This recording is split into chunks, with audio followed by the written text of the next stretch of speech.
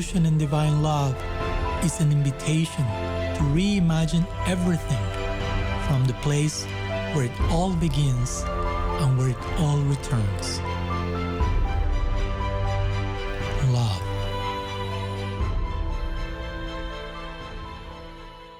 As we continue our journey through the fourth chapter of Evolution in Divine Love, the depths of matter, this section invites us into a radical revisioning of matter, not as something inert, secondary, or spiritually dismissible, but as a living participant in divine relationship. The tradition suggests that matter itself is a devotee, a conduit of grace, and even one of our first gurus. To see matter rightly is to see God rightly, and to honor matter is to honor the divine in all directions. So with this in mind, Swami, we'd love to explore some questions with you that help illuminate this profound shift, and from viewing the world as something to escape to encountering it as sacred ground. So thank you for inviting us to this conversation. Echoing the last chapter of your previous book, Radical Personalism, in Evolution and Divine Love, you shine forth that, and you state, recognizing the sacredness of matter becomes a vital pathway to transcendence. And our task is to unearth heaven, for it begins here or nowhere at all. So that's quite a holy shift for sure. So these statements, they really seem to rest on Sanatana Goswami's teaching that matter is revelatory. So can you please speak about the revelatory nature of matter and how it is that matter can actually reveal the presence of God and our relationship with them? Well, yeah, matter, we will say it's a person. Again, as we were talking in radical personalism, you ultimately, material energy is conceived not mere as, again, energetic abstraction, but as an actual entity. The department of material energy is presided by a particular entity, who happens to be, in our view, a devotee of the highest caliber, of the highest order. So in that sense, it's revelatory. As we will say in our tradition, that God, it may be, for some people, it may be difficult to see God, to know God, to perceive God, but it becomes all the more evident when you find a lover of God. Now, it's easier to deny God than to deny love of God when it appears embodied in front of you. So we will say matter is a devotee of the highest caliber, therefore it's a lover of God. And the whole world of matter that we are surrounded by, nature and so on, it's an embodied expression of that personality. Again, we could say it's guru, like the Srimad Bhagavatam will say in its list of 24 gurus. The first one is the earth, and by extension, if the earth is guru, whatever exists as a natural expression of the earth is guru as well. So because of all this, we'll say matter is revelatory. As a sadhu, as a saintly person, as a lover of God, reveal God's presence by the strength of her love. If we see matter as a devotee, a lover of God, then the presence of God becomes all the more evident.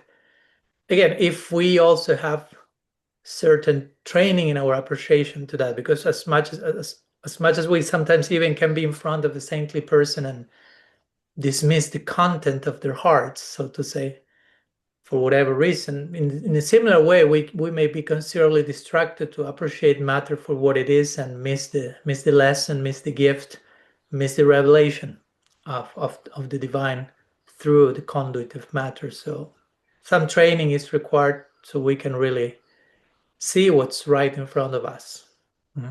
We will call it sadhana or spiritual practice, a training of the eye. So Eye surgery, basically, as I referred to in the book. We need to go through some eye surgery, and no wonder that some of the main verses describing the guru, like Om Jnana Timirandasya Gnanam Jana Chalakaya Chakshurmilitam Yena. Now it is speaking about the guru like an eye surgeon, somehow speaking with, not with the modern terminology of eye surgery, but putting some balm that restores proper vision and speaks in terms of certain tool that applies the balm. So it's all about uh, eye surgery, learning to see. So we require that by with some guidance, restoring our proper view, and eventually learning to see and realizing ultimately everything is revelatory because guru is everywhere. That department is expressing itself in every atom. So there's lots of revelation going on. and it's interesting too how um, it's important for us to change our angle of vision, but that also seems to come through hearing. Mm-hmm. So the way we see is influenced by what we hear. Mm-hmm. Yeah, the button has this famous verse when the expression is Sruta Ikshita, Srutakshita, which basically Srutakshita Patamamana. Anyhow, it says listening through, seeing through listening, basically. Shruta means shruti, listening. Ikshita, iksha means eye, to see.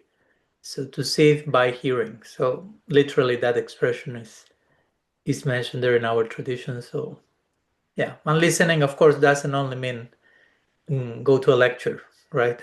But learning to listen what's happening, what's coming, even in this case learning to listen to the world, learning to listen to nature, learning to listen to matter, uh, literally listening. Because I don't know, it was yesterday in the morning. I was here when the day we are recording this episode. I'm in New Zealand, and I'm in a place which is pretty much located in the midst of nature. So I just sat in the morning, and I mean, not to put myself as an example, but it just came the environment itself invited to listen because there was a whole symphony of birds singing still happening, but even earlier in the morning, all the more so. So yeah, I was literally listening to nature, and that listening invites for a type of seeing, right? For a type of appreciation and therefore of a relationship and approach to that thing that you began listening to. So yeah, no wonder we all always begin with Shravan, listening, paying attention. It's Yeah, interesting. You're talking about summer and like, hearing the birds. Here in Ireland, it's winter and it's just so quiet and cold and all of that. And I was thinking like, how something like this can easily be perceived as unfavorable. Like, when you say in this section, you also say how like all of creation, like, there is love present. Like when we talk about God being omnipresent, divine love is also present. And I think you quote Julian of Norwich that, yeah, the creation is like God Wrapped. wrapped all of creation in love.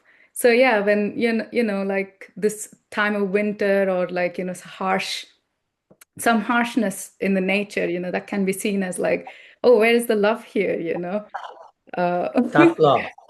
tough. Yeah.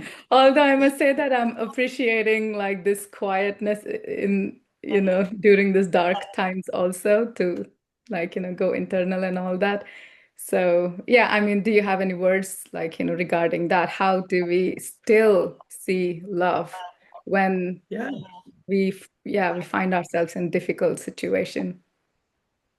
yeah, of course. Like that I couldn't avoid, but I remember some years ago an Argentinian author. She was speaking about the moving of the seasons in connection to Argentinian weather, which also has very marked 4 seasons. So when it's winter, you know it's winter. When it's summer, you know it's summer, and so on.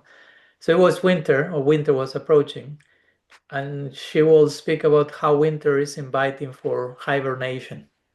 Like she was making a whole comparison of different species and how during winter they retire, they stop certain usual activities, some normal yearly movement stops, and there's more a period of hibernation. And of course, you made the parallel with us invited to be more introspective, more retired, more toward the inside. So it's a season of love, if you want to speak in terms of how the movement of the seasons speak about the movement of love. No, it's not that love is one thing, right? It's not that love is only this experience, only this feeling. Oh, now I'm feeling love, so to say. But in one sense, when one learns to love, everything is included there. Again, all these weathers of the heart, all these landscapes, all these seasons, all these movements, each one inviting to a particular expression. Like we will say love in union, love in separation. It's different. Of course, we can make connections between the two, but for some reason we say union and separation, but love is always there. So in the same way, a season like winter invites for inner introspection, contemplation, and the harshness it apparently seems to possess. Again, it's how we take it, right? Like, oh, it's so harsh, it's cold, I cannot do this, I cannot do that. And sometimes we may end up, yeah, seeing what we cannot do rather of seeing the invitation to what we could do, which is different from what we are used to do in another season. So it's, again, changing our angle of vision because, oh, I cannot go to the beach in winter, it's so cold. Okay, but that doesn't mean that you cannot do anything. Probably you can do things in winter that you couldn't do in another season. So again, how the harshness or the toughness, whether it is of the season or whatever, is which is invitation sent, but that particular season. Externally, internally, again, we all go internally through different weathers also and seasons. So what's the particular invitation? What's the particular love letter that is being sent to my mailbox through this particular landscape or environment? Because there's always an invitation to participate in something. It may not be what we expected, it may not be what we want, but it's surely what we need. So then comes the wisdom of knowing and trusting the movements and the cycles, not only of nature, but of life, and the participation of the divine in our life, and the trust in knowing that some of these invitations or all of these invitations are really to what we actually need. And many times we are more obsessed with what we want than what we need, which not necessarily is the same. And that's one way of describing surrender, basically, right? Being willing to embrace what I need rather than what I want. And hopefully both are on the same page. But what I want is what I need. But sometimes the two clash and oppose. So what do I choose in that moment? And I may not know what I need. I may just know what I want or what I think I want. But trusting that the environment is sending invitations that clash with what I want, and probably that's what I need. Even if I have no clear idea what I need, but probably it's this thing that is coming and knocking on my door and sometimes unsettling me. And by me opening the door, accepting the invitation, eventually I discover, oh, how much I needed this. It felt harsh in the beginning, it felt winter-like, it felt cold, it felt uncomfortable, but now, oh, I understand how winter is revealing, yeah, an invitation for hibernation, contemplative hibernation, whatever, right? Whatever the gifts are there. So yeah, we are invited to find the charm and the invitation in everything, and especially in what we still label as uh, undesirable, so to say. Few thoughts. I don't know if that makes any sense. Yeah. Yeah, I mean, I was thinking it again goes to like, listening, like listening to like what is needed. And yeah, you're saying there's a conflict between like, what we think we want and what we need. And that's like present pretty much all the time. It feels, like the conflict. And Yeah. yeah, learning to like really listen. Yeah, I would say big part, I don't want to give statistics and numbers, but big part of our anxiety and suffering is just the unwillingness to accept what we need and the insistence of having what we want and not being really willing to release that stubbornness, so to say, and really accept what we need. So big part of our tension, anxiety, fear, suffering is in that particular meeting point, what I want, what I need. And I would say again, nature and matter is a big guru, a teacher in the sense of coming to us in cycles, and it's not just one thing, it's not just our favorite season, but there are different things, and inviting us to accept that life comes in different formats, but it's all grace when seen from the proper perspective. Yeah. Yeah, and Yeah. to to recognize, as Srila Sridhar Maharaj says, that the environment is friendly, and what that actually means. That it's friendly, being that it can reveal to us um, what it is that we need next, what is coming knocking on our door, that is showing where we need to pay attention. And nature also is, you mentioned that she's known as the best Vaishnavi, so that also brings up surrender. So nature is very surrendered to the will of God. So that's another way that we can accept nature into our life, is to see that, oh, this is, as you had said, God come knocking on my door in this way, and invited in. Yeah, and being in the company of someone who is surrendered, invites for surrender from our side if we want to associate with that person. So if matter is a surrendered devotee of the divine, then really contacting matter and knowing matter for who she is invites for surrender from our part. Like with any actual relationship, you cannot have a relationship with anything without some form of surrender to the relationship. So matter is not exception to that rule. And it seems to make such a difference too, to be able to see matter as not an obstacle, but as actual grace. And therefore to be willing, to be wanting to allow her entrance, and not be fearful of it, but to see that she is the flow of grace coming into our life. Yeah. As I mentioned in the book, also the word Maya, that can mean so many things, but one of those them refer to material energy, but Maya also means mercy in Sanskrit. So, or the word matter comes from the root of the word mother, and in one sense, the mother is many times depicted as the closest example of the unconditional love, the grace of the divine in terms of mother sacrificing and giving herself to the child. So from different places, even by the very meaning of the word, whether we call it Maya or mother or matter, these implications are there, and yeah, they're really transforming our the experience of our relationship, because it's like Srila Siddhartha will say once, all our obstacles exist due to a lack of conception, the proper conception. All our obstacles are there because of a lack of proper conception. So if I have a wrong conception of matter, that creates an obstacle.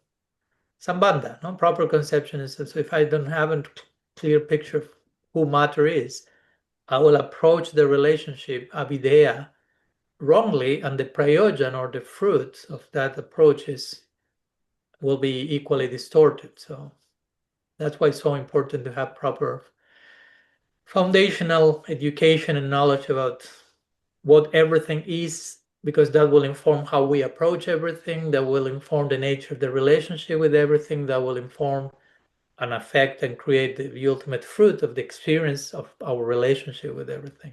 But it all begins with Sambandha. And again, Sambandha means everything is connected with everything else. So everything is tied, everything is family. There's only one family, Vasudhaiva Kutumbakam. Nothing exists in isolation. So in one sense, we cannot fully separate ourselves from matter. As much as one can say, okay, I'm not my biological body, I get the point. But at the same time, we can say, I exist in interrelation with everything. So that's an interesting thing. I mean, I'm not you fully, but also I'm not entirely disconnected from you. So in that sense, I'm you. So bed a bit. Again, that's our philosophy. You have to learn, we have to learn to stay in that creative tension in between bed and abed. No? I'm not this, I'm not that, but also I'm not entirely disconnected from this and that. I'm connected with everything. That doesn't mean I'm everything, but that doesn't mean I'm not everything in every sense of the term. So it's very nuanced. So in that sense, yeah, it's important to see matter as part of the family. Again, it's mama, mother, mother earth, mother nature, mother. So it's only one family. We are children of it one way. So, It seems like we have a lot of repair to have to do in the relationship with our mother, whether it be our biological mother, our earthly mother. What's one step that you could offer, you know, and why is this relationship to mother like something central to bhakti? I mean, it's central to everything. I think I concluded the chapter, this particular chapter we are exploring today, giving that example of a mother. And if you don't have a healthy, functional relationship with your mother, you cannot expect to be a very healthy child, teenager, adult. You will be messed up because you don't have a proper connection with your source somehow, with the womb, from where you're coming from. So somehow it's the womb, the mother represents. I mean, we exist. We, in one sense, we came out of the womb of our mother. So each one of us. So if we do not properly acknowledge our own source, that somehow like distorts my own sense of existence. Because if I'm toxically disjointed from my own source, I mean, who I am, how will I see myself? If I cannot properly acknowledge where I'm coming from and how I'm seeing myself. So in one sense, matter, its mother is a universal womb. So much comes out of it. So yeah, I think it's a helpful analogy to reflect on relationship with our biological mother. That again, many of us may have, some of us at least could have some complex relationship with, and it's important to realize, okay, because of this complexity, I can see eventually, hopefully, how that affected me, and as much as I can heal that, I can heal my very existence, my very self-image, my relationship with other people, because if my relationship with my mother in this case is dysfunctional, probably that dysfunctionality will extend to other relationships, to others, not to only to other mothers, but to other people. Because again, mother is in one sense the source relationship in one sense. At least in this life, in this biological dimension, even more than a father. For every baby, the main immediate connection is with the mother, not so much with the father. Eventually, the father starts to appear into the picture. But first, it's just mom, no? Literally. So there's a very intimate connection. So at the same time, right, we have a very intimate connection with everything, and matter is no exception to that rule. So I think it's important to gain awareness of that, and then to cultivate some intimacy with the realm of matter, with the nature kingdom, to try to, how to say, to reclaim our sense, our very identity by healing, if it's disjointed, healing that tie with matter. Because again, sometimes, unfortunately, many times, spiritual movements have done much harm, than more harm than relief, have created more harm than relief, or than clarity in terms of how to relate with the world. And again, by overemphasizing, we talked about this many times, by overemphasizing otherworldliness, transcendence, the divine existing in the beyond, but not being immanent in the immediate here and now, then we start to see this world as obstacle, as profane, as having nothing to do, as getting in the way, and we start to treat it accordingly. And we have the ecological crisis we have because of religion, as many scholars have said, because of wrong ideas about divinity being outside only, right? So, yeah, some thoughts. Like if everything is sacred, I mean, which it is, I mean, you say that like throughout this section, but what like, came to my mind is why then we have some of the things like, emphasized, like Ganga or like cow dung and things like that to be used for purifying, like making something like more pure or sacred, like how Yeah, I do we would see say that? we have to begin somewhere. Yeah, the same idea of a temple, right? Of a church. Okay, go to the temple, the house of God, the sacred space.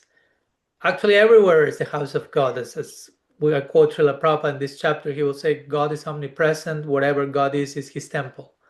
So that means everywhere is his temple. But who can see that? Not everyone. So you have to begin somewhere. Okay, let's build a temple. Or let's make an altar. There is God. Okay. So you start to acknowledge God's presence in one place, hyper localized. As you grow, you realize, oh, it's everywhere. So the same way, okay, every river is sacred, but we may not have that vision. Okay, Ganga Ma Ki Jai. But then you have Jamuna, and then you have Godavari, Narmada, Sindhu, Kaveri, Saraswati. And eventually it's like, okay, every river is sacred. Okay, cow. But then you have another, Krishna identifies himself with many other animals. So you can say, okay, there's sacredness in this other animal and this other animal. So, but you have to begin somewhere, no? So in one sense, these are kind of like symbols to begin our perception and our appreciation of something that is everywhere. So in the beginning, it's too vast. It could be too overwhelming if I tell you, okay, everything is sacred. It's like, it's too much for me to accommodate that. So give me something, a dose that is sustainable to begin. So, okay, there's the temple, there's the Ganga, there's the cow, there's the whatever. That's sacred. Of course, the danger is that we tend to think that this is sacred and everything else is not. So that's why it's important to properly educate people, like, this is sacred and everything else is also sacred, but still we cannot go there because that idea is too much in the beginning. So let's concentrate here, and eventually proper appreciation of the sacredness of anything will gradually take us to an appreciation of the sacredness of everything. If properly done. Again, if properly worship, the deity will universalize its presence, and you will be able to feel the presence of your Ishtadev beyond the confines of the altar.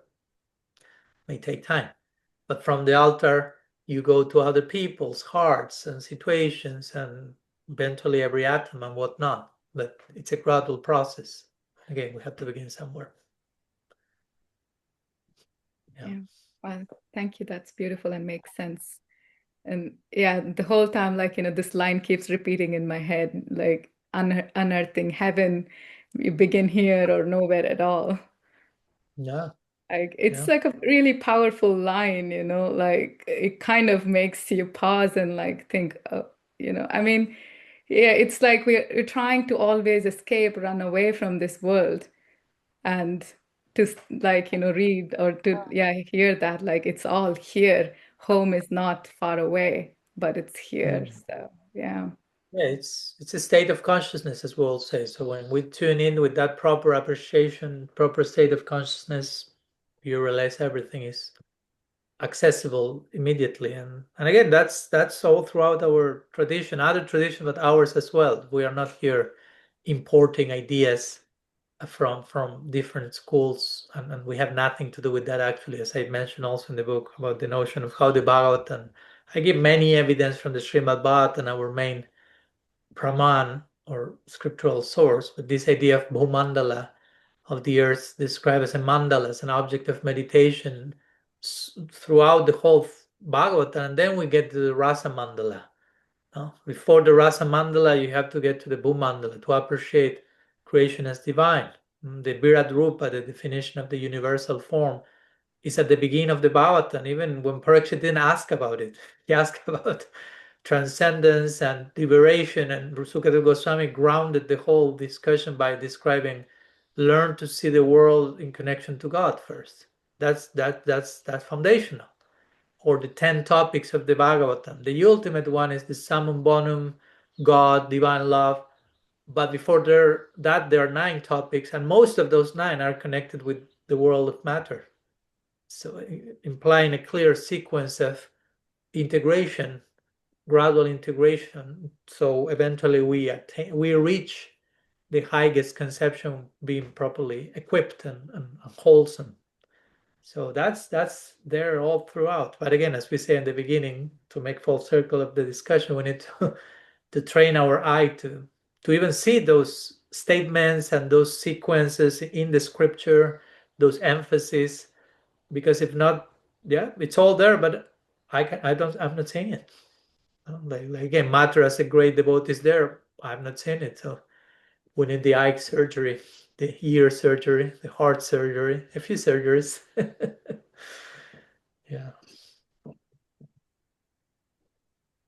So if there was, if someone listening wanted to take a small step toward that, entering the surgery room, toward honoring matter as divine, what would that step be? Read the 4th chapter of this book. Sorry, it sounds a little bit too self-referential, right? Self-referential and then self-reverential. And the last chapter of Radical Personalism on Earth in Heaven. Some promotion, unpaid promotion has to be included. But yeah, in a more practical way, as simple as spend more time in nature, for example. Let's put it base and simple and practical. Go and spend time with nature, quality time with nature, like listen to nature, have a walk in the forest, and especially in the times we are living with, we are more and more in many ways isolated from nature, and our devices and technology become the new environment, and that's really affecting our interaction with Mother Earth, with nature. So yeah, the cell phones are material energy also, but somehow they are like a human alteration of the natural elements. So if we only remain with that version of material energy, that's I'm not in touch with the original organic, vibrant expression of it. That's again, that's partial representation. So I will say, yeah, try to appreciate nature, stay there. You don't need to be doing something else, just be in silence, listening, perceiving the presence of it. It can be even unsettling because if you confront nature, in one sense, nature is unpredictable. So it's leaving the comfort zone. Because if you're in your house, in your room, sitting, everything is relatively predictable, relatively. Always the roof can break and something can happen. But if you go for a walk in the forest, that's another degree of unpredictability, and you are clearly not in control. So that's necessary. It's humbling. It's necessary. So it's important to understand the need for those experiences, those spaces. So yeah, like it's something quite experiential in complement to this theory and information and scriptural knowledge that we also may need to receive, to many times re-educate ourselves, deconstruct false, unhealthy paradigms, but on an experiential level, yeah, appreciate the wonders of nature. It's the word is wonderful. It's full of wonder. Like any true scientist will tell you. I mean, there should be a wonder because it's incredible. Watch some of these documentaries that will leave your jaw like 1 meter below the usual place, like that shows the wonders of nature. Like gain awareness, like intentionally cultivate awareness, like a relationship. Again, if you want to develop a relationship, you have to intentionally invest your will, your volition in knowing the other person. So we have to make an effort to get to know matter for who matter is, whether it is by watching a documentary, by reading a book, or by gaining a direct first-hand experience. Uh, all of that in combination. So that will be the homework for today. One of those. Probably something else will come later. Welcome to our second part of Evolution in Divine Love podcast, where we are discussing Matter Matters. We are overjoyed to invite my friend and colleague, White Star Woman, here with us today. She is a medicine woman, and she brings the medicine of everything in relationship. And I have been working with her for decades now, and she really carries what I feel is necessary now into this world. And she has been working with her students in her world, now also uncovering unconditional love for the past 3 years. This is the third year, and there's 4 more years that she sees that this flow is coming in. So it's very synchronistic.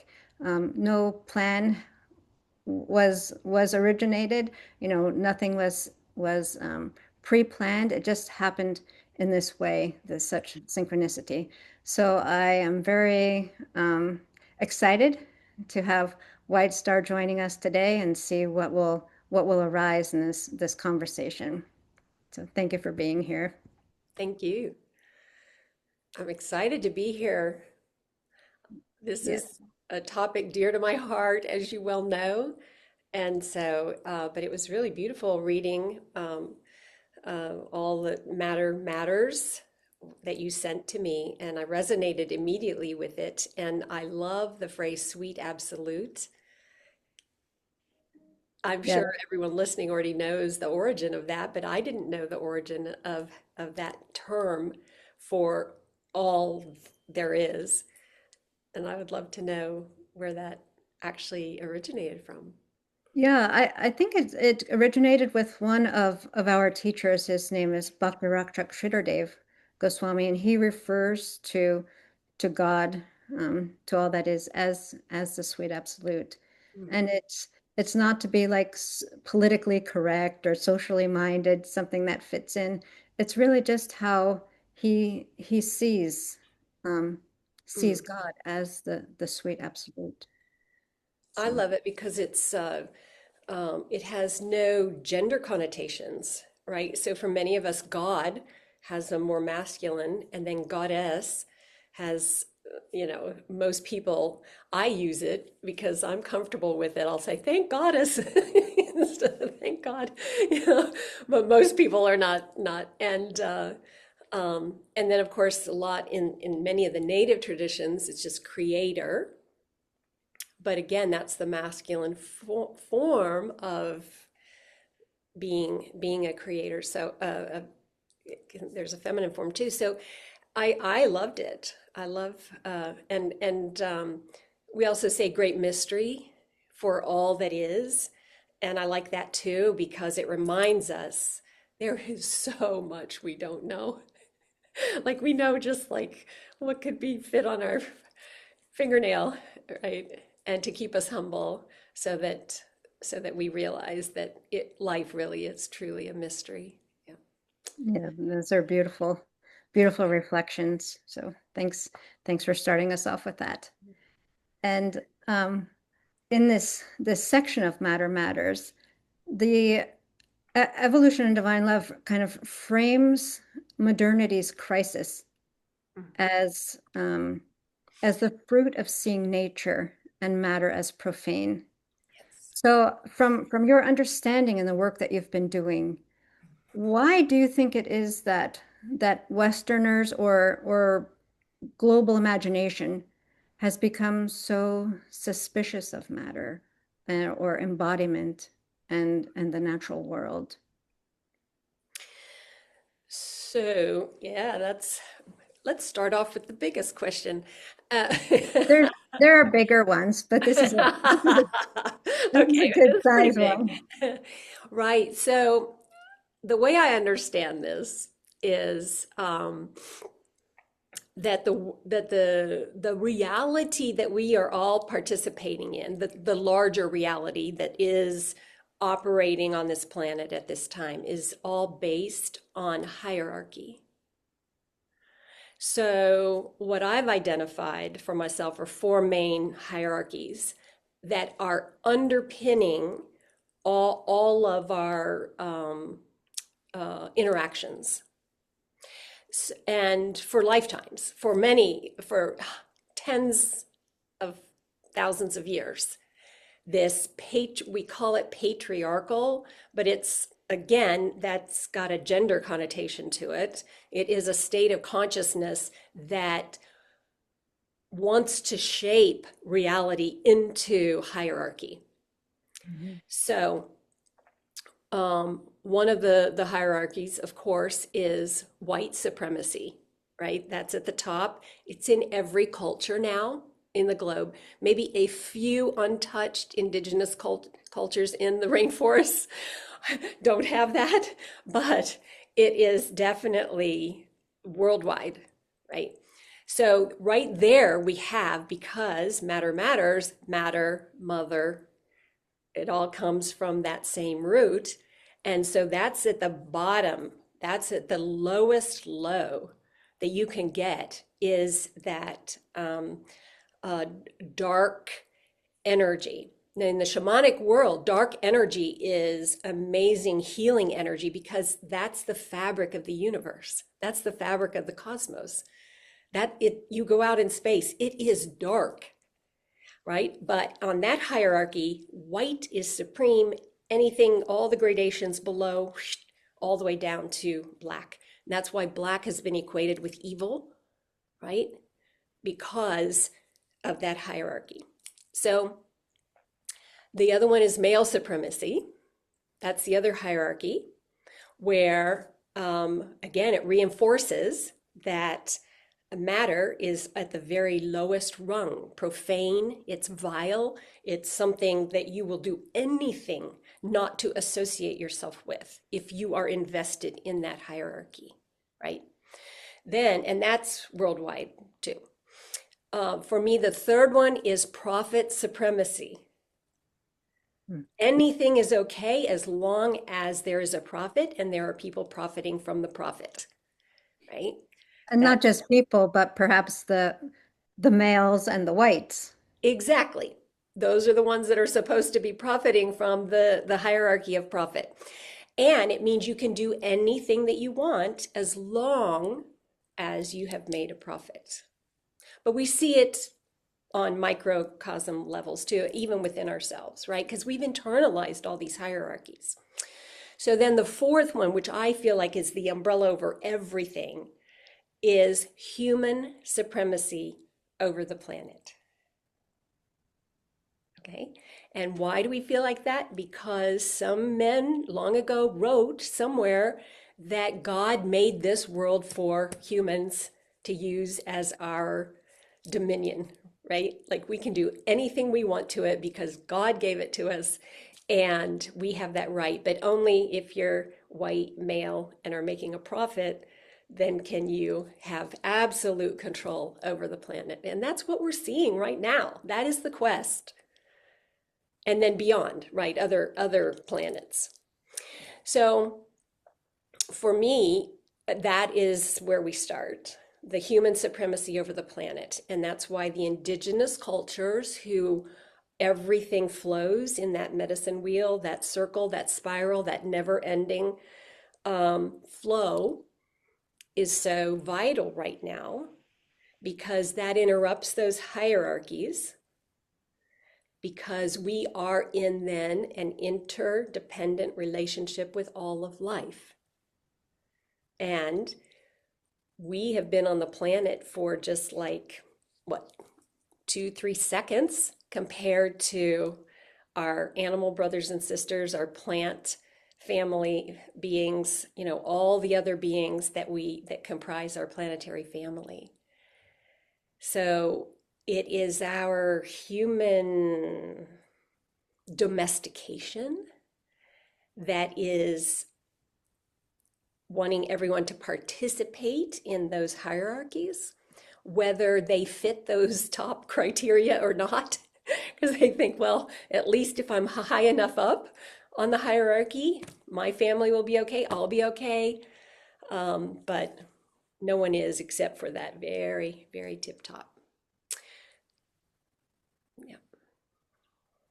That's amazing. And and makes such sense, and it really corresponds, and again is synchronistic with the teachings of our tradition, and also what is revealed in evolution and divine love. Right. So I'm wondering what you see would be the crux of the shift. There's going to have to be some kind of holy shift happening. So what do you see as the the point of that, and or what's the Right. crucible also? Yeah. Yeah. It's already started. It's already happening.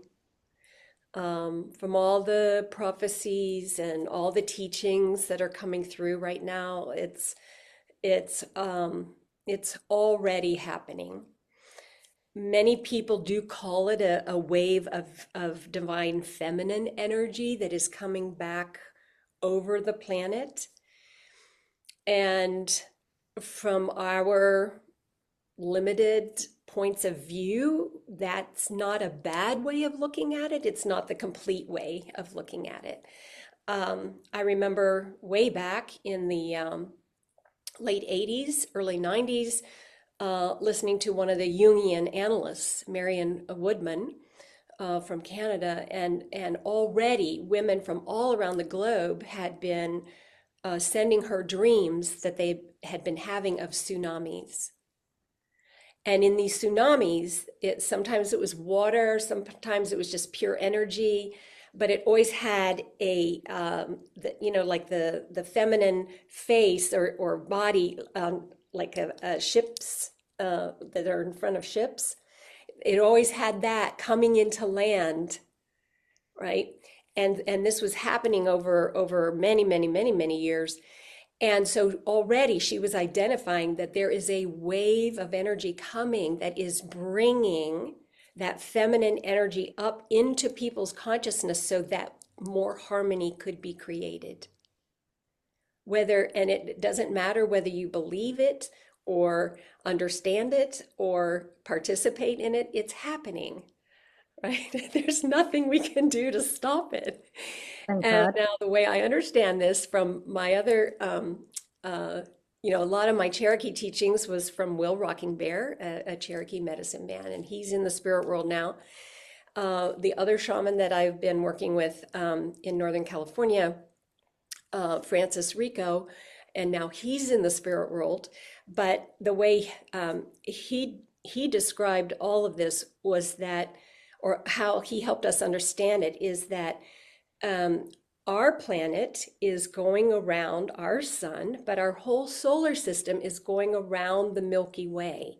A lot of people don't understand that, right? Like all the models we saw as kids, it's just static and it's all just very, oh yeah, they're just going around. Well, no, they're going around like this, because they have all different orbits. And then our solar system is going around the Milky Way.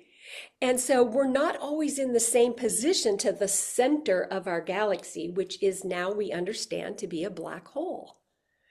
And again, black means we don't understand what that is yet because we're in a spiral galaxy. We've been tucked into one of the little spirals.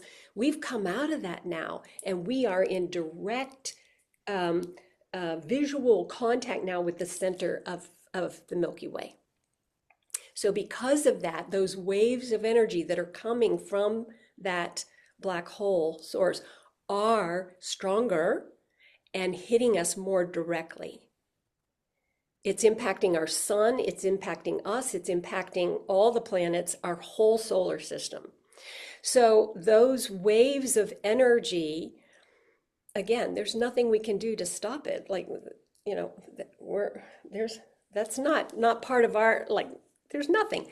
So, but from what we can tell, it is sparking another evolutionary jump for all of life, not just humans, but all of life. And I don't know, people may have an issue with this because I don't know my numbers exactly, but about between 200,000 years ago or 250,000 years ago, anyway, about then is when life kind of came out of the oceans, not when it first started in the ocean, but kind of came out. And that was one of those big evolutionary leaps, right? Okay, life is coming out of the ocean and taking on form, becoming matter on land and air. And we're now back in that same place within our Milky Way where we are now of when we were when that huge evolutionary leap took place. So no one knows what that's going to look like. It's not going to happen overnight. It may not happen in our lifetimes. Obviously, it may not, but it's happening. Yeah, and this is what you're saying is also in line with Teilhard de Chardin and currently Ilia Delio. They're, people who are, Yeah. evolution is their Right. is their life. And Yes. she's also very strong as we're on the cusp of Something. of something. Yes. Yeah. Yes. Of course, we're always on the cusp of something, Right. but Yeah. something major. Mm-hmm. And this is the time for people to pay attention to their dreams, pay attention to their daydreams, because a lot of our dream symbols and information come during the day. Pay attention to the visions that we're having, to pay attention to the signs we're receiving from all of our planetary family. For me, I have a connection with the cloud people, always have, even as a young girl. All my brother and sister would go off and play with all their friends and the whole neighborhood, and I'd be there in my backyard laying down and watching the clouds and seeing things in the clouds. We went to a small group of us went to celebrate the equinox in September to Western North Carolina, and we went to a place called Judaculla Rock, which is very sacred to the Cherokee and has many petroglyphs, like 3,000 petroglyphs on it when it was first discovered. And it's right out in the open. It's protected now, but you can go. And so we went there to dream with that energy of that being and all the other beings around there, the rock people. And I was drumming for the group to dream. And as I was drumming, I just happened to look up. And there in the clouds was the perfect outline of a woman's head with a shawl over her head and down her shoulders, and her arms were out. And in the center, all by itself, was a cloud that looked exactly like Earth, like all the continents on Earth, everything. And I was just like, oh my gosh, she's holding. And I heard, don't worry, we've got this. Wow. So those kinds of signs, like they're everywhere all the time. So many people are picking up on them. But when it happens to us, we're like, thank you. It just fills us with such a connection and such gratitude that we are actually participating in what's happening. And to do that, we have to slow down in our lives. We cannot be so busy all the time and then paying attention, right? Look Yeah. up. So many times we don't look up. We don't see the birds. We don't see the clouds. We don't see the moon when she's out during the day. But all those things just, when we're really paying attention, it just floods our system when those signs and portents happen for us. It just floods us with such awe and gratitude. And it's really important to have that. And that's what I got too from the matter matters, right? To immerse ourselves in this, in the beauty. There's such beauty here, and it is almost always held by all the other beings in the planetary family. We can find beauty in other human beings, but usually we'll just pick one. Oh, they are beautiful to us. They are special. Nobody else, right? Or just this family because I was born in here and we have blood ties, and so this only this small. But when you start looking outside with the tree people and the plant beings and all the elementals and the water beings and all the creature beings, and know that we can converse with them. They are eager to share their wisdom and knowledge with us because they all have consciousness. They are all sentient. And that's one of the other lies or, illusions, like, oh yeah, we're not an animal. you know, we're special and we have sentience and nobody else does. And no, sorry, not true. Yeah, wow, this is all so amazing. I mean, all of the points that you're saying have been brought out in this chapter as well. So no wonder why you really liked it. As soon as you read it, you messaged me, "Wow, I love this. This is great. Yeah, It's such alignment." yeah. And even like the small things, like the Christian mystic Brother Lawrence saying, to pick up a straw and out of love of God. So yeah, Mhm. like you mentioned, to slow down and to hear and to pay attention and to tend to the messages that are coming and to learn really how to listen is Yeah. In one of the clan mother circles, our opportunity was to go out on the land here and just find a tree person or a plant being or somebody to have an interaction with, right? And and had to take care of one thing and then went out. Well, all the good spots were taken, right? And I didn't have much time left. So I just threw myself down on the ground and I was like, grass, tell me something. And ordinarily I wouldn't think of grass because, it's domesticated, right? Well, like we put it there. And and and I just was touching the grass and I was like, do you have a message for me? And this immense wave of happiness flowed through me. I mean, it was so strong. I could tell it was not coming from myself, it was coming from them. And I was like, what? How can you be so happy? And they were like, we just are. This is our natural state. And so yes, a blade of grass can teach us and help us regain our happiness. Yeah. yeah, Wow. That sounds, all of everything you said sounds so beautiful. It's almost like a different world, you know? I mean, I'm just curious. It seems like you're so like open and sensitive, like to everything around. Like you could just lay down there and you understood, you felt what the grass was feeling. But many of us, like it's even now, just now we're coming into consciousness that like, oh, everything around us is not dead, they're alive, Mhm. you know? So Mhm. like, yeah, I'm assuming that like, to go from this state to just laying down and being able to like, hear from grass, it's going to take a long time. Or No, yeah, it doesn't have to.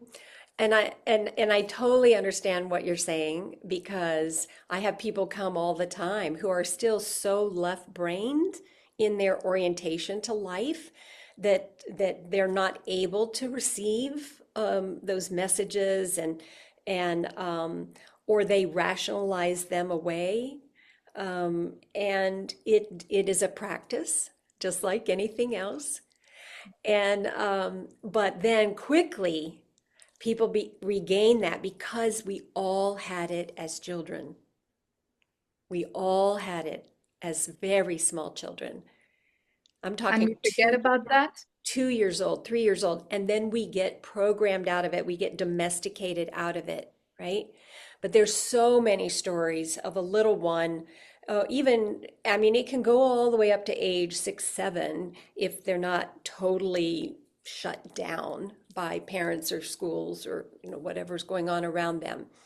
But so many instances where people have the young ones have picked up something like a small child will come into to breakfast. What's wrong with grandma? What? Nothing's wrong with grandma. Why would you say that? No, no, something's wrong with grandma. And then they get the call. Okay, grandma's been taken to the hospital. Okay, how did the small child know that? So, but this is our natural birthright as intelligent beings of light that have taken on form. And so that, again, that split between being embodied and being that intelligent being of light and intelligence, all those hierarchies are designed to keep those two separate, so that we're not living that embodiment from that point of view. Rocking Bear called that being a sacred human being, right? A human being that has nurtured and protected and keeps feeding that soul intelligence that we all are. So it doesn't take long, but there's things that can help. Like, that's why we drum for people to dream, because the drum helps align their brain waves. That's why we do sound healings, because again, the sound permeates people to and starts them vibrating at a different frequency, so that they can remember who they truly are. And there are plant medicine people that do help shift consciousness. I have never been a proponent of that as a first, right? Like, it can be helpful, but for people to rely on that is not helpful. So, because we all intrinsically have that ability to be that connected to the world. But looking at the old indigenous cultures, like the Aboriginal traditions in Australia, all of their mental telepathy and the ways that they would find water, and they would trade off who's going to find water, and they do it all by communicating with the water and listening for the water to call them. I was just in Florida. I just came back from a trip there with friends to swim with the manatees, because I had a couple of encounters with the ocean wild manatees off the coast of Puerto Rico last year. So I was very interested in going with these. And the swimming was fabulous. And then the next day we kayaked and we're coming down the river. And one of the women, she felt something pull her towards a little bay area. And then after that, because she went closer, then she could hear them coming up and breathing. And so we went, and there were quite a few there, and they were very interactive, coming up to the boats, and you know. So again, she was listening with her being, because she has that affinity. So we all have different affinities. We all need each other. We're not going to all do everything. And so I know when I'm with her, Yeah, she's going to hear the dolphins. She's going to hear the whales because she swims with both of those. And then with the manatees. And so yes, she was the one that found that pod. So we all went there and got to reap the benefit of that. But it wasn't, but I didn't feel badly. Oh, why didn't I pick that up? You know, no, that's why we're all together so that we're doing that and helping each other to remember how to do all that. Wow, that it's all just like so beautiful. Like, I mean, as you're speaking, it just, I was thinking like how disconnected we are, like Mm, just disconnected from life. Like, even if we are connected with like, other human beings, we have friends and family and all that, it's just like so small. yeah. Like when I hear you speaking, it feels like I'm not living, Like, I mean, I'm still okay in a sense that like, live like in nature, like it's quiet here, spend quite a bit of time outside and all of that. Right. But like still, Hmm. but yeah, it's very inspiring. Well, we are looking for that harmony in our life because we can't all go off the grid and just live in nature, right? And there's nature everywhere, everywhere. We can't escape it. I remember when I lived in Houston and I was teaching some courses through the Jung Center there, and I took everyone on a medicine walk, and I said, pay attention. Some being is going to get your attention. And it could be a rock person, it could be a plant, it could be part of a tree or from a tree. Some natural part of the world will get your attention and you are going to have an interaction with it. And everyone was like, what? We're right by a busy street and there's sidewalks. And I said, yes. And they will find you. I mean, they are so, so clever and adept and they know our frailties, right? We're the younger brothers and sisters in the planetary family. So they will do anything and everything to get our attention and to help us. And sure enough, every single person had an amazing interaction. Finding stones that looked like something, finding a feather, finding whatever their loved one usually communicates to them with, right? So, and so many people have that after a loved one passes on. They're like, oh yeah, pennies always show up when they want to get my attention. Feathers are a big one. Butterflies or dragonflies. Something usually from the natural world gets their attention. For me, after my parents passed, it was hummingbirds.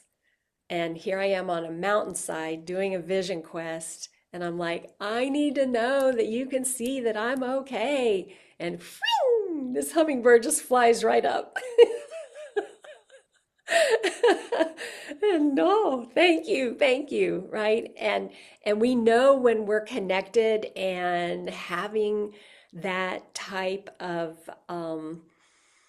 one with all things happening because it just brings us to our knees. It brings the tears. It brings us, our heart just expands so big that we can barely hold it all. But it's so, we're never alone because we have all these beings. So it's not some pie in the sky or some being far away that we're never alone. We are literally never alone. I'm in my medicine lodge right now, but I've got feathers and I've got all kinds of parts of animals and tree people that are in the furniture that made up this furniture. And I've got my drum, which is a buffalo hide. I mean, we can surround ourselves with as much nature as we want and still live in an urban environment. And it's only our mind that wants to keep making divisions that say, oh, well, that's not real nature, right? And it's perfectly okay to say, yeah, and now I'm gonna really go out to the river and kayak and swim with manatees, like, really get away from stuff. Yeah, do that, but it's not just isolated pockets, right? Like we're always surrounded, like I can see, you've got tree people right there next to you. It's just in our mind, they're not a tree anymore because they were made into something. Wow. Wow, you know, one of the biggest shifts I noticed when you were speaking is just seeing that the trees and rock and everything around, they're like uh they're looking at us as like younger sisters and brothers. Mm-hmm. Never thought of it that way, you know, and all the things you were saying, it feels like, wow, that feels like a lot of support. You know, then we don't need to. One of the things I notice with myself is like somehow just feel not feeling safe sometimes, you know, just catching like now and then, just being stiff or something like that. Mm-hmm. Like hearing you say, it feels like there's a lot of support with that perspective. And the more we ask for support, the easier it is for them to give it to us. So I think it's Paulo Coelho, I'm not saying his name right, Coelho, who was saying once a request has been made, every force in the universe conspires to assist us, right? So they're all working together. The way Rocking Bear taught me is, and I did this, so is to go to a tree person, a grandmother or grandfather, an older tree, but if it's a younger tree, that's fine too. And you basically pour your heart out to them. What's going on in your life? You know, I feel alone. And I did this. I had just moved to North Carolina. I was a single mom. My son was young. My parents moved with me. My mom had a stroke. So we were all supporting one another. And I was sitting in circle with Rocking Bear weekly, but I wanted big changes in my life and I didn't know exactly how to go about making them. So I found this big tree that I felt just, like a connection or compatibility there. And I would go and I would sit with them and I introduce myself and I would say all that. I'm a single mom. I'm struggling. I need more support in my life. I'm looking for my beloved. I want to be in partnership um, and all these things, right? And I would do that often, once a week or so. And what happens is that the tree being is listening. They hear very well. And they're taking all that information in, and then they shoot it up into the top of their branches. The wind people come by, pick up that information, and then pretty soon every being around the globe knows who you are and what your request is. And it doesn't mean that we don't have to keep doing the work and paying attention and following our heart and making wise choices. And doesn't mean any of that. It just means then we have so much help. And that's what we call synchronicity. And that's what makes it fun. When things start happening and like, you can't make that up, right? All the things that happen. So, but that was one of the things that helped me, right? Nothing happens until a request has been made. And in the Cherokee tradition, I was taught to make my requests or pray through gratitude. And so we don't do a lot of beseeching, like, oh, help me, I need help. I'm isolated, I'm a single mom, please help me. It was like, I'm grateful for my life and I'm grateful that my beloved is coming or that they're here with me and that I have these connections and I have all the support I need.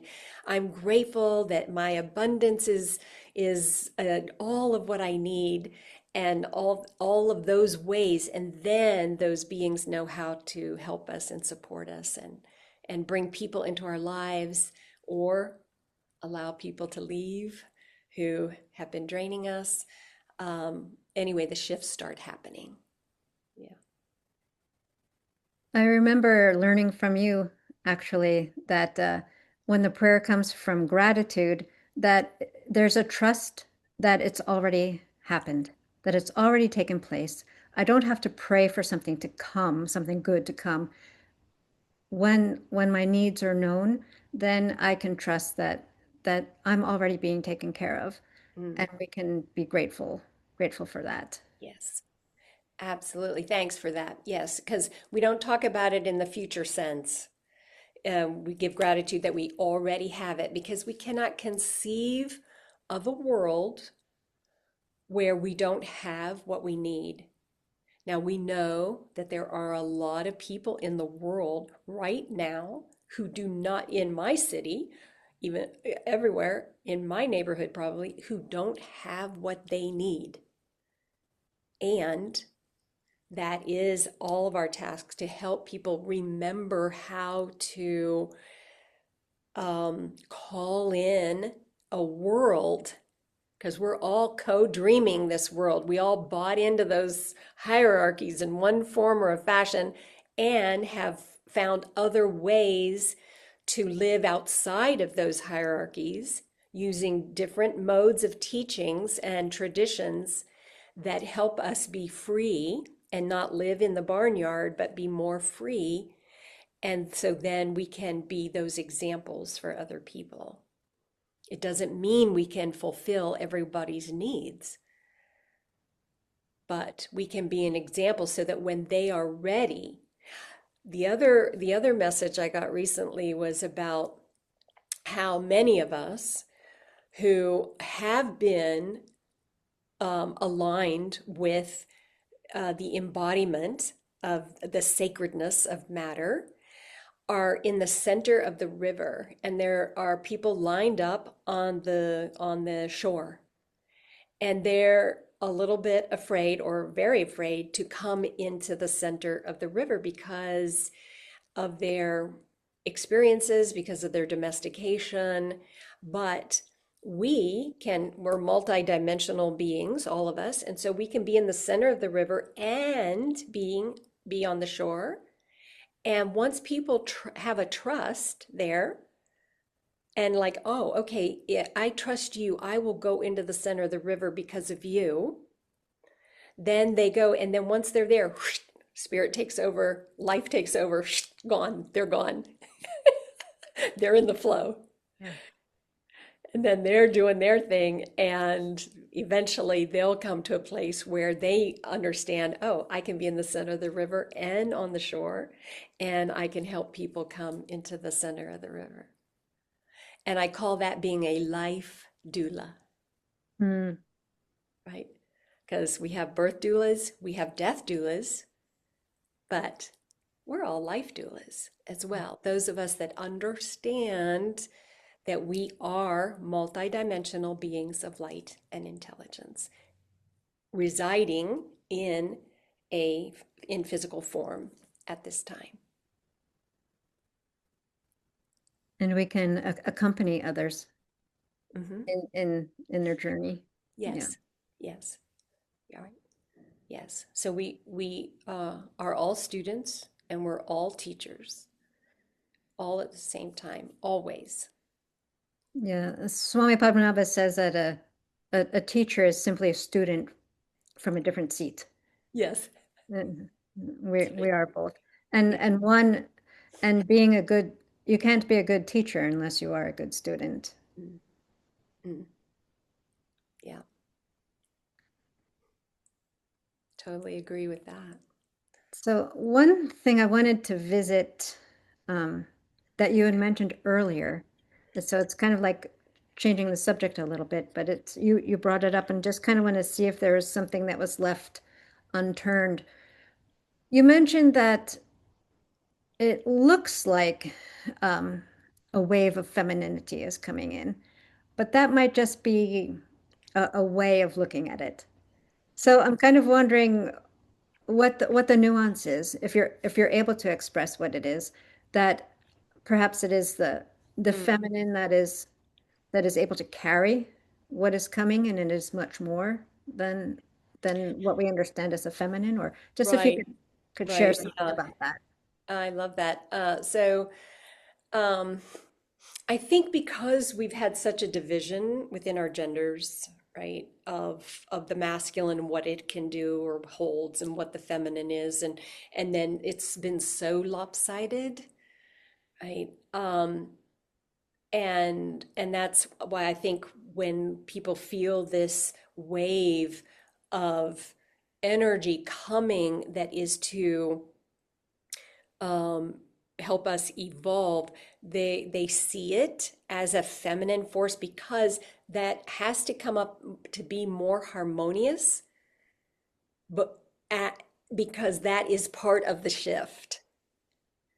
So that's why I said it's not a totally bad thing. Now, some people, of course, are going to react immediately to that and not be able to get their heads around that.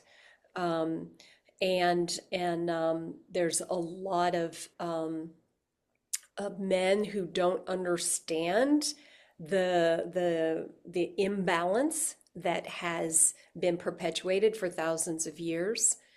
And and again, they don't have to because it's coming anyway. It's like you don't have to understand electricity exactly in order to understand that, yeah, I can be shocked by this, but it's very useful. So, um, the what we are calling the feminine is a wave of community building, consensus, cooperation. It is a vibration of a devotion to something larger than ourselves that does not exclude anyone or anything. And that is seen as more of the feminine purview.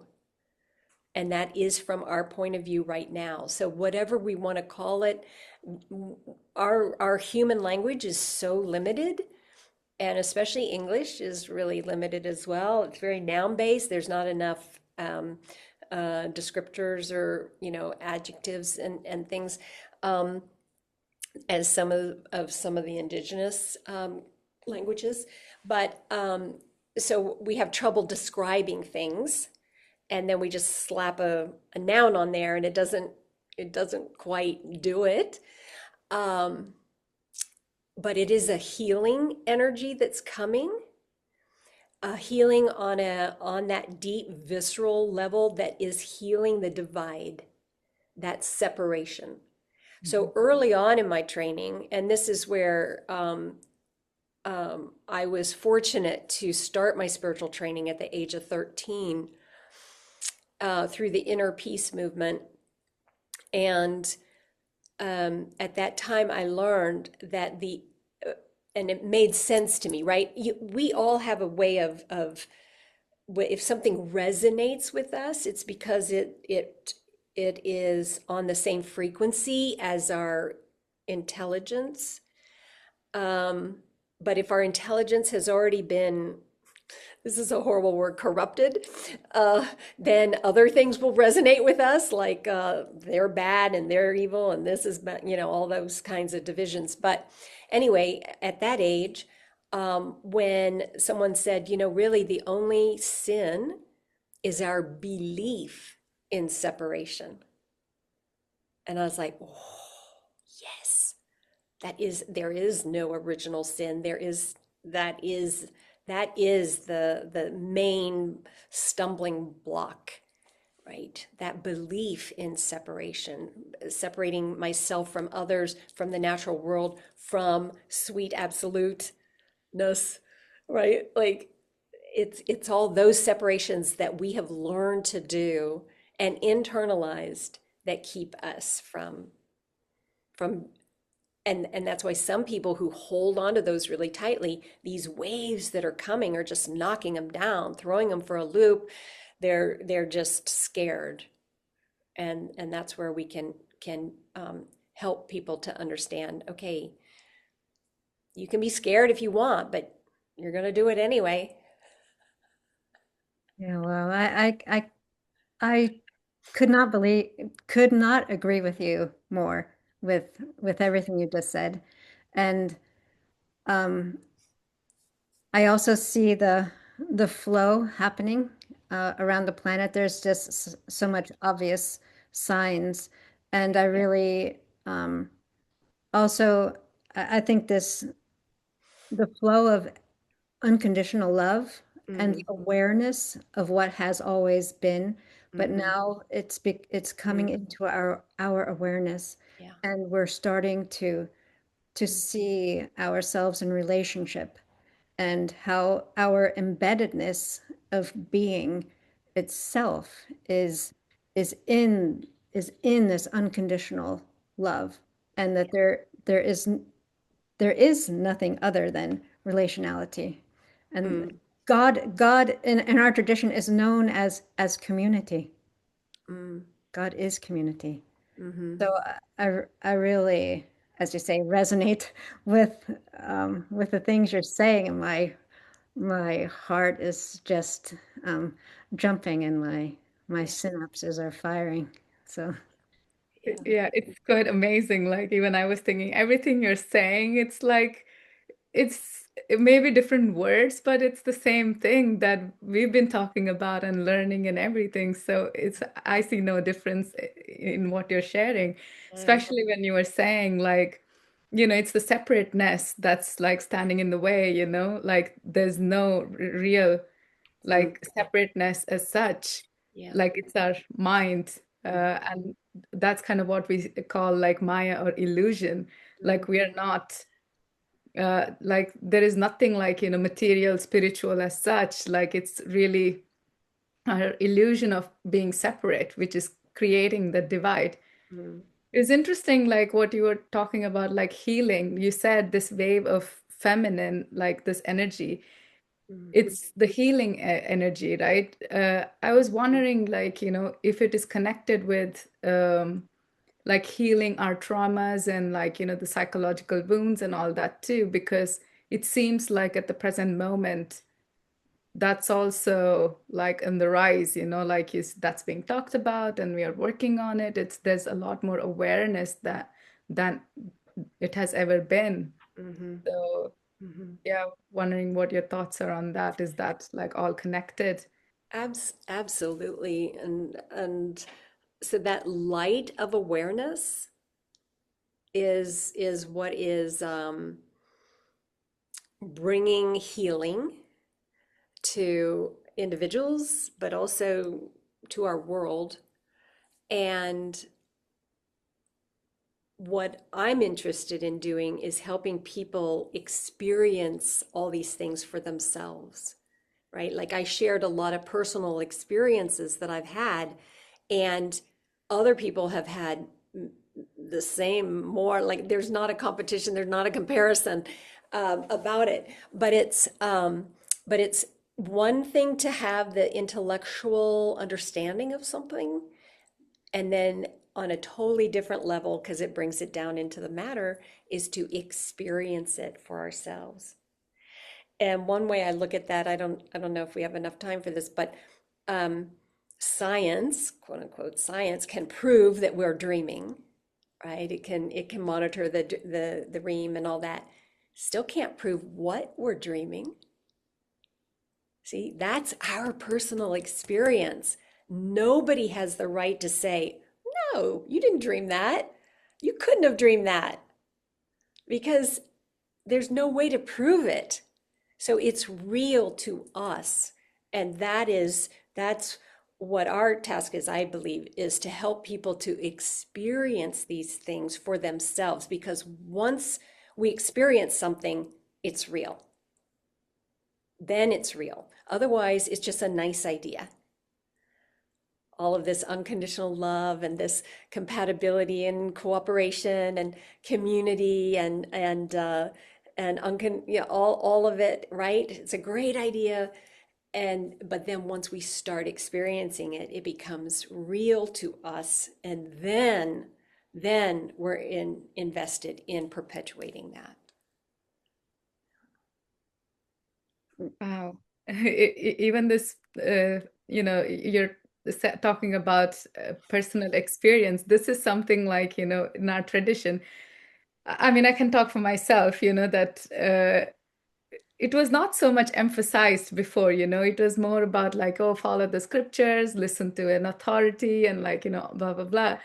And only like, with Swami Padmanabha, he has been like, emphasizing that for us, like without the personal experience, no matter what you read and like, what you hear has no value. No value as in like, it's not our truth. Mm. Like it could be true, but until and unless we experience, it doesn't become true. Yeah. And I've also experienced what you're saying, words unconditional love are kind of, oh, they sound nice. What does But it even mean? Like, I don't think any of us actually really even know what that means. I don't know. I feel like I feel like I've been Thanks. held at Mhm, times in within unconditional love, mhm, and therefore I believe it. mhm, Therefore I believe in it because I have experienced, mm, and um and it's like I'm not proud to say that. I'm not embarrassed to say that. It has nothing to do with me, right. but it's something that I was gifted and able to experience. Mm. So I can now I'm here on the other side. Uh, It's real. It's it's, real. it's real. Yeah. Yeah. Yeah. Yeah, it's like a drop of it you experience, and that can change your life. Mhm, And also, like in this section, like Swami is saying how unconditional love, the divine love, is present in like every pore of matter. Like, so like I mean, you probably, White Star, you probably have experienced this too. Then, because when you're so connected with matter, then you also are able to see that mm, the love that is present, inherently present. mm. Mm. Yeah. And you spoke earlier too. It's like when you do come in contact with that there's just such a brimming of the heart. Mm, When we do see our connectedness and when we do experience ourselves as being a part of the bigger whole, and that's actually in our tradition. It's explained that the whole material world comes out of the exuberance, out mm, of the joy of God's heart spilling over. mm, So everything that we touch and see and smell, everything that is mm, here is mm. made from the joyful dance and exuberance of God. May I say one more thing here? Um, in that, um, every time I've talked with the creature beings, the tree people, plant people, because they don't have an ego the same way that we do, their connection is absolute all the time. And they, so when, like, say you see an animal that's been hit by the side of the road, it could be a bird, a deer, a rabbit, a turtle, like whatever it is, and we're like, oh no, that poor being, that doesn't, that kind of pity, that kind of reaction doesn't actually really help them. But if I can send them, oh, I'm so grateful for your life, which is another way of saying I'm so grateful for life, that because I've never talked with a tree being that was cut down that said, oh, poor me, right? My life was cut short. No, they have no concept of that, right? They're just like, yeah, got cut down. Now I'm going to be made into something, right? Like it's just a change in form. And so we get, as humans, with our egos, we get locked into how the form has to be and it has to stay that way. And then when it's not that way, someone has died, they're no longer available to us, we have lost them, and all of those kinds of things that we've been taught to feel, those emotions. And from what I can tell, all the rest of the natural world, they're whether they are actually embodied in matter or in the energy form of matter. We've separated that, right? Energy and matter. But now we know, oh, all of matter is energized. So wouldn't that treat all of energy is actually matter? It matters. So there's no difference. There's no difference. And especially Francis Rico, I mean, he's having a ball. He visits everybody all the time doing all this stuff, and everybody's having these amazing experiences with him, much more than when he was in physical form. So, but it's so all of our beloved animals that we've spent years with, they're still available to us, right? If we ask them and if we call them, like if we don't feel like we've lost them, then they're still available to us.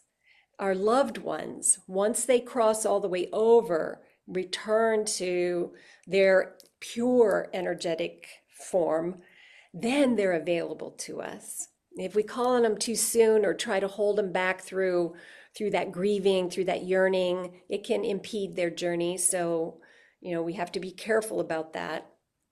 But once they're in that true light, again, of that unconditional love and oneness, then they can totally be available to us. So I think that's part of the evolution that we're moving into, is that pretty soon it'll be like, oh, you're in your energy form. Oh, now you're in your embodied form. Oh, now you're in your energy form. Like we can just go back and forth. And some of the prophecies and some of the things that have come through have told of when on planet Earth, that was the way we experience life. We come into form and then leave and then come into form. And it was this for us to create. We're all creators and co-creators, right? None of us can do it by ourselves. We're not here to do it by ourselves. So we're co-creators, and we're coming into form, creating, and then going back into spirit form. And I think from what I can tell, we are headed in that direction, to have that level of freedom of the waves of form and formlessness. Yeah. Okay, I'm done. Yeah, well, I hope you're not done. But it's really interesting because in our understanding also in our tradition of God having a form, a lot of times people can't wrap their head around spirit. God is obviously all spiritual, but he has a form. It's a spiritual form. It's not like with limits. It's an unlimited shape of a form, but it's still nonetheless there is formlessness within the form and form within the formlessness. And I do think that it's the being able to embrace the paradoxes and to be able to see how the one thing is within the other, not just that they're opposite and we have to bring about a balance, but how one thing is actually within the other, so that the form is within formlessness and formlessness is within form, and spirit is within matter and matter is within spirit, and And the the yin sweet and the absolute. yang, like, that's all of that. So all Yeah, the teachings of in many ways, all are saying the same thing yeah, in different ways. And we need that. Like we have what now, 8 billion people on the planet. We need 8 billion religions or spiritual paths, right? Because each person, it's up to us to create that ourselves, to take in this, and then our experiences, and it keeps evolving and changing and growing, and so that's exactly what you were saying to me. yeah. Yeah. Yeah, and again, in our scriptures, it's exactly what you just said is in our Shastra, where that God appears there for each person. There is a customized Mm, form of God, and mm. that he relates to everyone as we approach him, her, them. She, Um, I was gonna say. Yeah, it's I just do that because people just automatically use the masculine, and so that's yeah, part of my thing is I just automatically use the feminine to help them yeah, think about that. yeah. But for me, it's both. It's him, Yeah, her, them, yeah, and them. yeah, how there is as we approach them, they fully and customizably reciprocate Mm, with our everything, and there's no enviousness on God's part. They know exactly who they are. mhm. They're everything. Yes. So however we approach them, it's it's good for them. Mhm. Um, it's it fulfills their desire also to have a relationship Yes. with us. Yeah. Yeah. Cool. Let me see my notes here if there's anything else to. Okay, here's one. We can perhaps leave off with this one. Okay. What we've touched on it, but what do you think, we speak about the world and hearing from nature. What is it that you think the world would like to tell us now? What is it what is the message? Mm.